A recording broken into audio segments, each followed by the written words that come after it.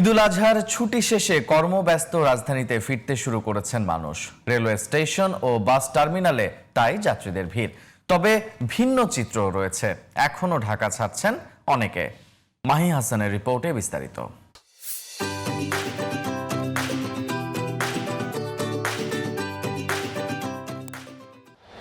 ঈদের আনন্দ শেষে আবারও কর্মস্থলে ফেরার পালা। সেই ধারাবাহিকতায় রাজধানীর কমলাপুর রেলওয়ে স্টেশনে সকাল থেকেই ছিল যাত্রী চাপ।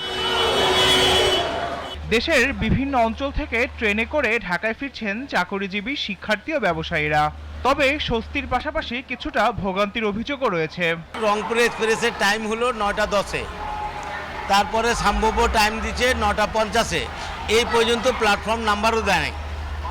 এখন কারেন্ট নাই, মনিটর বন্ধ। এখন গিয়ে জিজ্ঞেস করি, ওরা কিছু বলতে পারে না। ট্রেনটা যে এখানে দেওয়ার কথা ছিল তারা সেটা না দিয়ে ওখানে রংপুর এক্সপ্রেসের বগি দিছে, কিন্তু অ্যানাউন্স করতেছে কিশোরগঞ্জ এক্সপ্রেস। যেটা কিশোরগঞ্জ এক্সপ্রেস, এটার কোনো অ্যানাউন্স নেই। সিট পাই না, মানে সিট ছাড়া হয়তো। আবার ঈদের সময় নানা কারণে যেতে না পারায় এখন অনেকে ছাড়ছেন ঢাকা। টিকিট পেতে আলহামদুলিল্লাহ কোনো সমস্যা হয় না, জানি ঠিক আছে, আলহামদুলিল্লাহ অনেক ভালো।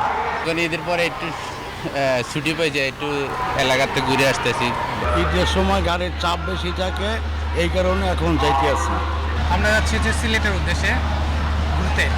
সিগন্যালিং সিস্টেমে কিছুটা সমস্যার কারণে কয়েকটি ট্রেন ঘণ্টাখানেক দেরি হয়েছে বলে জানায় রেল কর্তৃপক্ষ।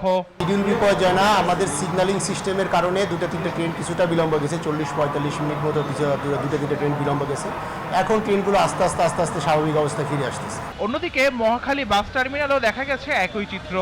একদিকে রাজধানীতে ফিরছেন কর্মজীবীরা, অন্যদিকে ঈদের ছুটি শেষে এখনো ঢাকা ছাড়ছেন অনেকেই। ঈদের ছুটি আছে, রাস্তা ক্লিয়ার আছে, তাই এখন যাচ্ছি।